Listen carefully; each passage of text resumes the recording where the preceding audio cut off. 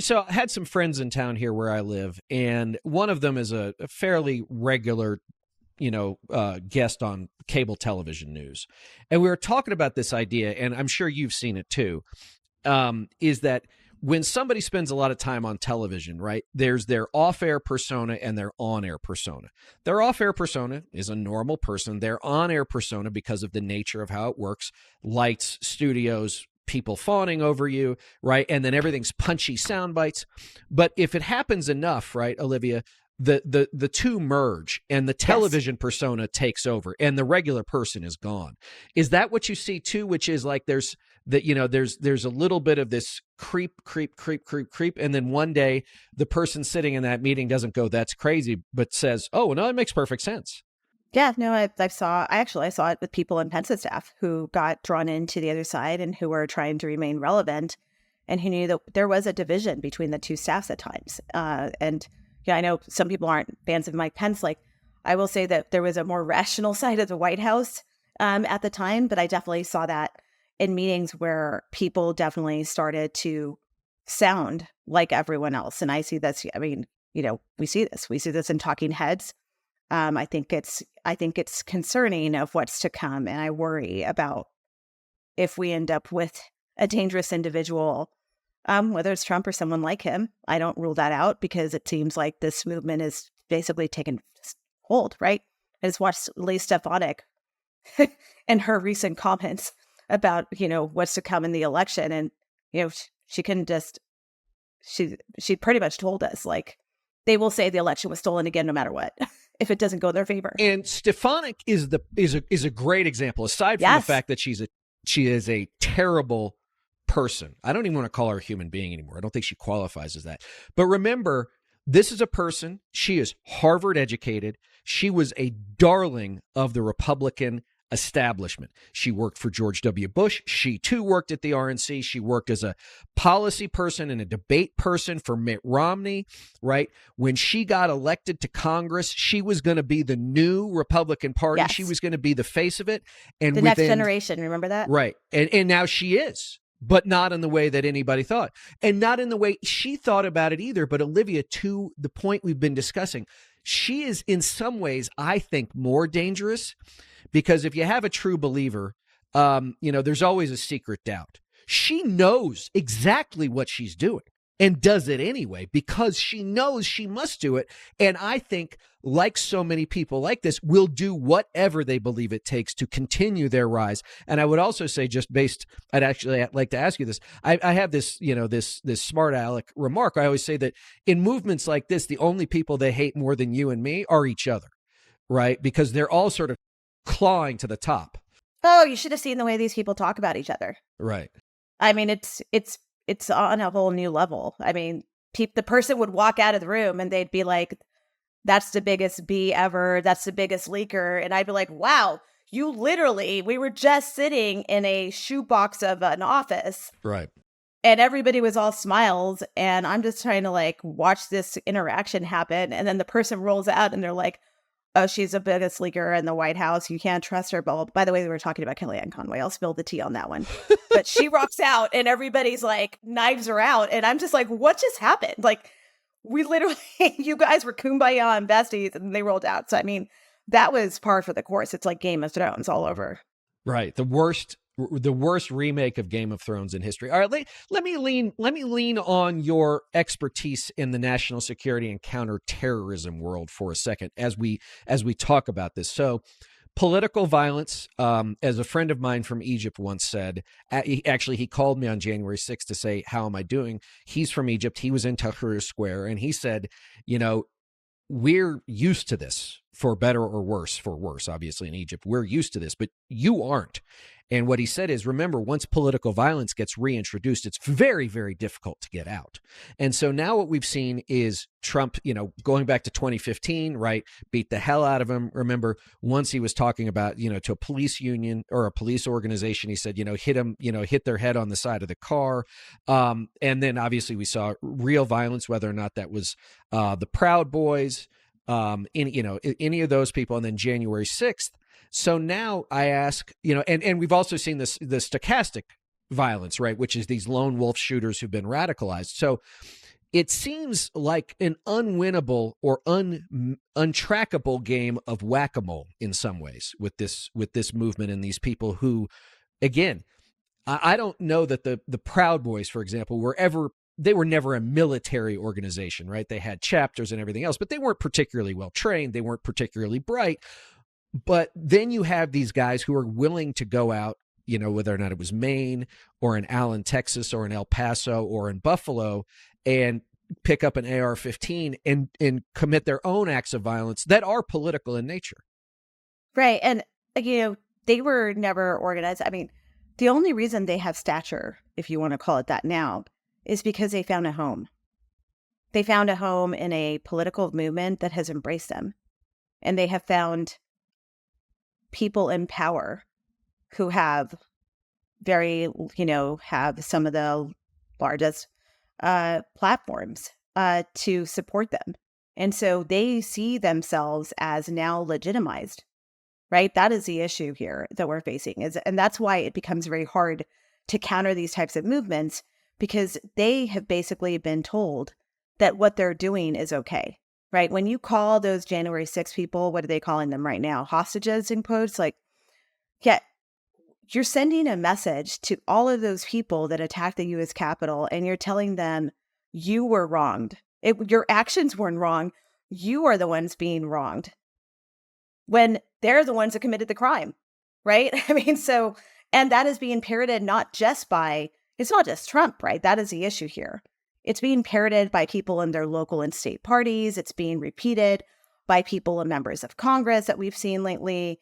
And this has been ongoing for several years now. And it's being repeated by members in the media and right-wing networks that are supporting this entire mechanism. And so I think, a lot of these people, yes, I think the radicalization is continuing. And what the hard part is, we've got to look at it from a holistic perspective in terms of our law enforcement, our military, because all of these pillars of democracy and government, they're microcosms. They're of our society and our population, right? So that it's there. It's also there. And that's when it starts to wear away at our foundations as a country, because there are lone wolves out there and they're being told that what they're doing is okay, basically. And they're being told that they're doing it in their mind, they're doing it for the right cause. Yeah. And so that is what is so frightening about this is, some of these people, that are calling in probably, it may be Joe Schmo that's calling in the swatting on all these people. They think that they're doing it probably for their patriotism of the country, their love of country, right? And so that is, I think, what is the more fundamental problem here, and the danger of it is that they really believe in this cause. When I interviewed Michael Fanone, formerly of the Metro PD in Washington, D.C., about his book, that he was basically shunned within the department for his actions on that day and for willing to go out and say these people were wrong, right? The other cops really literally turned their backs on him. And he ultimately left the department. But this is the other part too, which is it's this really disaffected part of society, this angry part of society that Robert Pape, a PhD professor at the University of Chicago, did a lot of research into the January 6th insurrectionists, what they were, which is, yes, there were a fair number of blue collar people. But to your point, they were too a solid cross section of the country. Mostly white, yes, blue collar, white collar, professionals, retired military, in some cases, active duty military, active duty law enforcement. And so it's not like, okay, look, it's the, 18-year-old guy, with no economic prospects in Eastern Kentucky, right? Like you'd think about it, young, unemployed men, angry. Yeah, there's a lot of that. And they're the most easily radicalized, probably in a broad sense, but also it could be anybody. Oh, it's our neighbors. Yeah. It's our neighbors. There is someone on your street that has been radicalized. I guarantee it. I mean, we see it in our families. We see it in our neighbors. I mean, it is, I always say, I don't write off Trump supporters. I don't call Trump supporters and this kind of movement that's been radicalized crazy because, one, they've been lied to. right? And they're going along with their beliefs. But I do think that they have gone all in and are true believers on it. And I think, there are grievances. That is one thing that these people have been able to prey on, is that they have found those grievances and they have emboldened them by giving those grievances a home, and have created, the coalition of a movement together by all bringing all these grievances together, right? Whether it's your race, whether it's anti-immigrant, whether it's I'm angry because foreigners are taking my jobs, or my job got taken away, or whatever it is. So you bring the godlike figure in their mind of a Donald Trump. You bring the Almighty right in with it too. So now you're, as John Ward said, you're not only fighting on behalf of quote unquote your country or your president, but also the supernatural, right? You now have the supernatural on your side. And it brings all this stuff together. And your point about, bringing these people in, giving them a home. I mean, these people were, they were the lost tribes of northern Michigan, right? They didn't have a place in society. They didn't have a place in politics. Frankly, they didn't want one. And society didn't want them either. But Trump said, come on in. Come on in. We'll take. And that's the one thing I've noticed about this movement, Olivia, is whatever crazy you got, they'll take. They're very egalitarian that way. Whatever nuttiness you want to bring to the table, they'll take it, right? There's no, they're very un-Catholic, both in a big C and a small C that way, right? There's no, if you are willing to take on the man or the system, or, be what I call the FU white guy, right? If you're mad, they'll take you. Yeah. Yeah. And they've also been told that if they don't buy into this, the system's coming after them. Yeah, exactly. And this is the funny thing. So, the last year, as Trump is indicted again and again and again, the whole line is, well, if they can do it to him, they can do it to you. Well, yeah, if you try and overthrow the government, yeah, somebody's going to come for you. But now, I wrote a thing for my Substack called January 21st, 2025, basically imagining Trump's first full day in office as, he has, he has invoked the first time around. Yeah, he has invoked the Insurrection Act, right? He has federalized friendly National Guards, federal, just like we saw in DC in the summer of 2020, right? Unmarked, masked federal officers. Maybe they send them into a place like Portland, Oregon, like they did in September and October of 20, looking for fights, looking to ramp up violence. The difference is that, that he will be unfettered in his mind. I mean, just this morning, I was listening to testimony of Trump's attorney before the federal appeals court, where the guy's basically saying Donald Trump could do anything he wanted. And if he wasn't impeached and convicted by the United States Senate, he is not criminally liable for anything he did while in office. And the judges were just not having it. But Olivia, that's crazy and bananas, and basically puts paid to any idea of the rule of law. Right. I mean, what is going to happen when he shoots random people, random Americans on the streets, just because he can, just because he's upset with them?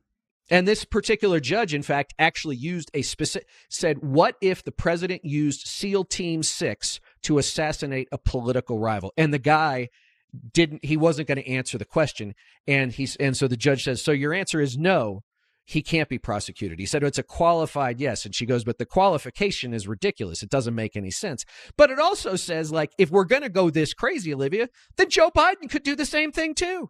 And if he's not convicted by the United States Senate, then all bets are off. I mean, this is the kind of stuff where it's like, we have to go all the way into crazy land to defend something that's indefensible.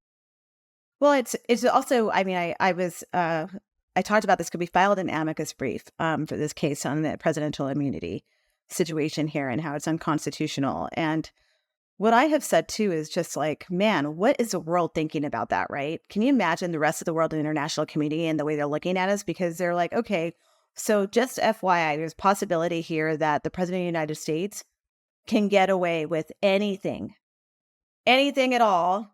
And now we are a banana republic. Like, that's basically how we're being seen. Like, there's no accountability here. And on either side, it could be any, and again, to your point, it could be the other political party, right? I mean, so for all the MAGA supporters out there, okay, so someone doesn't like you, President decides he's just going to take everyone out, start shooting at them. It's fine. No process, no liability, no rule of law. And then someone, whether or not they have an R behind their name or a D behind their name, or whatever color they are, whatever religion they are, whatever, creed what they are, at some point, the whole idea is like, well, I'm not going to wait around for these people to come for me, right? And now you have that escalating cycle where, the Republican Party and MAGA clearly going out of their way to tear down every speed bump, every guardrail, every institution, every bit of political, judgment, sanity, everything else. And suddenly it's like, well, shit, I got to do it too, because if I don't do it, they're coming for me.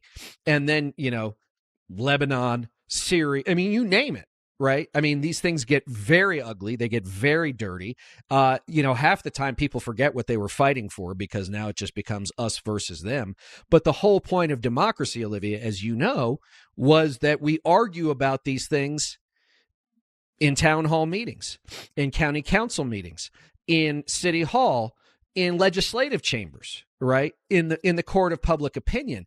And I remember doing a thing at the University of Southern California years ago. And, I was a Republican at the time, and there was a panel discussion with a Democrat. And one guy said, like, what happens when the words run out? And I said, well, that's when the shooting starts. And I hate to be so bald about it, for lack of a better way to put it. It's probably the wrong word.